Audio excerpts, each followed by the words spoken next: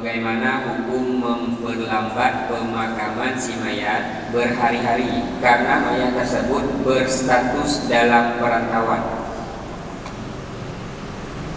Dalam kitab anak berbeda orang mungkin atau merantau tentang guyu segerakan kubur, karena dalam bahasa Aceh dipegat oleh ulama awal nak mudah ingat hukum dia orang awam.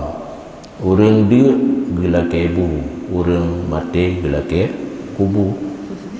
Setelah fardu kifayah langsung dikuburkan, kecuali wali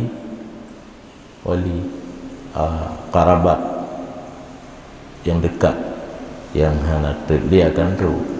Bemantai Jakarta kalau nak tiket di Jakarta wali tiket ulun ada kana tiket tu pandu diem.